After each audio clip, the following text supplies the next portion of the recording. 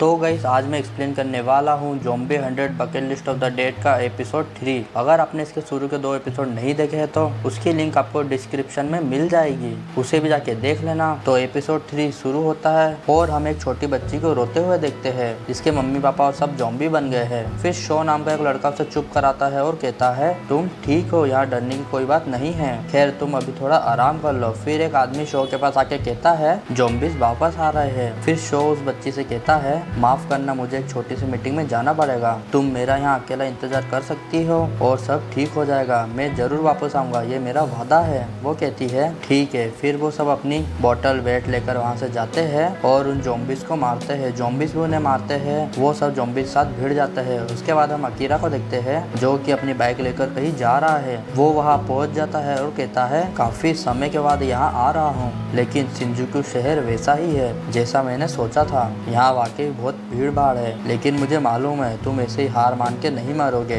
मेरा इंतजार करो केंचो। फिर हम कुछ घंटों पहले का सीन देखते हैं जहाँ शिनरो अपनी बीएड को सेट कर रहा है। फिर वो कहता है आज मुझे क्या करना चाहिए, तभी उसे मैसेज आते हैं। अकीरा कहता है ये काम कर रहा है, मुझे मैसेज मिल रहे हैं, जरूर इंटरनेट फिर से चालू हो गया है। वैसे सोचूं मैं पिछले 3 सालों में काम में इतना उलझ गया था कि मैं एक भी मैसेज सीन नहीं कर पाता था। फिर अकीरा अपने दोस्तों के मैसेज रीड करता है और ऐसे ही टाइम पास करके अपनी बालकनी में आता है और कहता है मैं अपना फोन अभी इसलिए इस्तेमाल कर पा रहा हूँ क्योंकि अभी इंटरनेट ट्रैफिक कम है, मतलब इंटरनेट यूज करने वाला ज्यादा लोग नहीं हैं और मैं कितने दिनों से अपने दोस्तों से नहीं मिला और उनके साथ समय नहीं बिताया। फिर वो अपने मोबाइल में केंचो नाम के दोस्त के मैसेज को देखता है और उस समय केंचो के बारे में सोचता है और कहता है केंचो हो ही नहीं सकता कि तुम्हारे जैसा आदमी हार मान के मर जाए। फिर अकीरा उसे कॉल करता है। उसके बाद हम ज़ॉम्बी से भरे एक बिल्डिंग को देखते हैं जहाँ एक आदमी ज़ॉम्बी से छुप रहा है और ये ही केंचो है। वो कहता है यहाँ से बाहर निकलने का कोई रास्ता नहीं है। फिर वो पानी पीता है और वो भी खत्म हो जाता है। फिर केंचो कहता है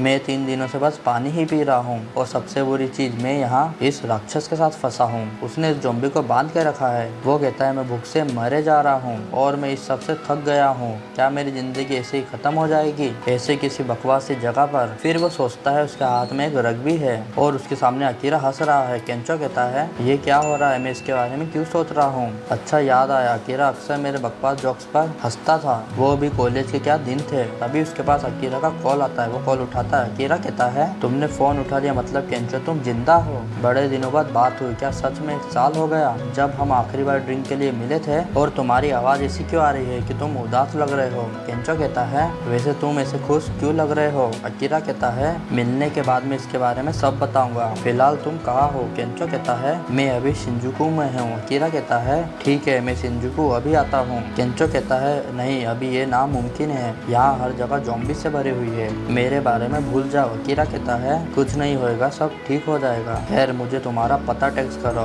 बाय। ये कहकर अकीरा कॉल रख देता है और वो अपनी बाइक से शिंजुकू शहर निकल जाता है। वो कहता है कॉलेज के दिनों में केंचो और मैंने रग्बी क्लब में 4 सालों में बहुत कुछ झेला था, वो बहुत हैंडसम था और वो हर पार्टी में जान डाल देता था और वो मेरा क्लोज फ्रेंड था। फिर शिनरो एक बार वाली बात को याद करता है और कहता है कॉलेज के बाद केंचो एक बड़ा रियल एजेंट बन गया, उसके पास नेचुरल टैलेंट और कम्युनिकेशन स्किल से उसके काम में चीजें आसानी से चल रही थी। फिर केंचो अकीरा को अपनी नई गर्लफ्रेंड की फोटो दिखाता है और कहता है यह एक मॉडल है और पिछले सप्ताह मैं इसके साथ एक दिन के लिए पेरिस गया था। उसके बाद अकीरा सोचता मैं एक दिन भी कंपनी नहीं छोड़ सकता हूँ, मेरी आत्मा तो कंपनी के चक्रव्यूह में पीस रही थी, इसलिए मुझे दूसरे लोगों की सफलता की कहानियां सुनने का धीरज नहीं है। फिर केंचो अकीरा से कहता है तुम्हारी कंपनी का चक्कर क्या है, उसे छोड़ दो, तुम्हें पहले ही वो नौकरी छोड़ देनी चाहिए थी, ये मेरी दिल से सलाह है, ऐसी कंपनी के साथ टिके रहना बेवकूफ़ी है, तुम तो बहुत इडियट हो जो वहाँ काम कर रहे हो। अकीरा को गुस्सा आता है और वह केंचो से कहता है और तुम बेहूदगी दिखा रहे हो, अपनी जिंदगी के बारे में डिंगे मार रहे हो,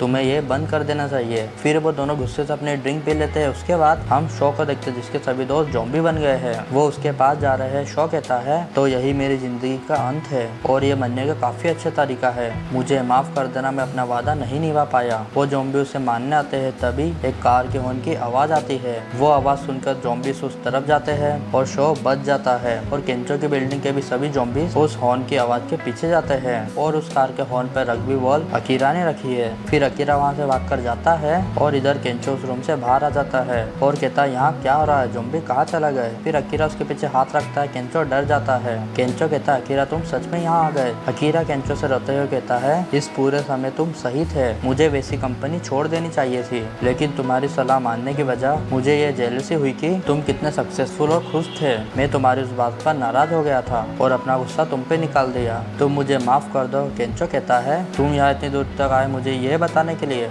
और मैं भी तुमसे कुछ कहना चाहता हूँ। तभी वहाँ ज़ॉम्बीज़ आ जाते हैं और वो दोनों दौड़कर टेरेस पर आ जाते हैं। केंचो उस गेट को लगाने की कोशिश करता है, तभी अकीरा उस एसी कूलर को गेट के पास फेंक देता है। केंचो कहता है ये काफी नहीं है इन्हें रोकने के लिए, वो जल्दी गेट तोड़कर घुस आएंगे। अब हम क्या करें? अकीरा कहता है अब हम यहाँ से अगली बिल्डिंग में छलांग लगाएंगे और वहाँ पहुँच सकते हैं। केंचो कहता है नहीं, हम उतनी दूर नहीं कूद सकते, ये नामुमकिन है। अकीरा कहता है शायद हमें कूदने पे ही पता चलेगा। फिर अकीरा दौड़कर छलांग मारता है और दूसरी बिल्डिंग में पहुंच जाता है। अकीरा कहता है तुम्हें ये कैसा लगा? केंचो कहता है तुम में तो गजब ही हिम्मत है। अकीरा कहता है अब तुम भी यहाँ कूदो। केंचो कहता है अकीरा मैं जानता तुम मुझे बचाने के लिए इतनी दूर तक आए हो, लेकिन मुझे माफ करना, मुझे नहीं लगता है कि मैं कूद पाऊंगा। और मैं तुम्हें कुछ बताना चाहता हूँ, सच तो यह है कि मुझे अपना काम बिल्कुल भी पसंद नहीं था। मुझे लोगों के सामने झूठ बोलकर मुस्कुराना पड़ता था और बड़े मैनेजर से मिली तारीफ, कंपनियों से मिली पहचान और मैंने जिन खूबसूरत मॉडलों को डेट किया, इन सब से मुझे बिल्कुल खुशी नहीं मिलती थी। और अकीरा मैं तो बस दिखावा कर रहा था, अपने अंदर के खालीपन को कम करने के लिए खुद से झूठ बोल रहा था। मैंने तुमको और सबको ऐसा दिखाया कि जैसे मुझे काम में मजा आ रहा है। मैं बहुत बेकार इंसान था, हमेशा डींगे मारता था। माफी तो मुझे तुमसे मांगनी चाहिए, मुझे माफ कर दो अकीरा। मैं ऐसी नौकरी नहीं करना चाहता था, मैं ऐसी नौकरी करना चाहता था जहाँ मैं ईमानदारी से काम कर सकूं और मैं असल में एक स्टैंड अप कॉमेडियन बनना चाहता था। फिर अकीरा कहता है अगर तुम एक स्टैंड अप कॉमेडियन हो तो दिखाओ कि तुम इतनी दूर तक छलांग लगा सकते हो। तभी पीछे ज़ॉम्बीज़ गेट खोलकर आ जाते हैं और उसके पीछे आते हैं। फिर केंचो दौड़कर वो बिल्डिंग से कूदता है और अपने सारे कपड़े निकाल देता है। अकीरा को उसे देखकर हंसी आती है। केंचो नीचे गिरने लगता है, तभी वो बिल्डिंग को पकड़ लेता है और गिरने लगता है, लेकिन उसका हाथ अकीरा पकड़ लेता है और उसे बचा लेता है। उसके बाद अकीरा भी अपने कपड़े निकाल लेता है और वो दोनों बियर पीते हैं। केंचो कहता है आज तो तुमने कमाल ही कर दिया और हो सकता है तुम वह व्यक्ति हो जो ज़ॉम्बी से हम सबको बचाएगा। फिर केंचो अकीरा को जोक सुनाता है और zombie 100 bucket list of the dead का 3rd एपिसोड यहीं पे खत्म हो जाता है। तो गाइस आपको ये एपिसोड अच्छा लगा तो इस वीडियो को लाइक करना और अभी तक मेरे चैनल को सब्सक्राइब नहीं किया तो प्लीज सब्सक्राइब कर देना। And thank you for your watching.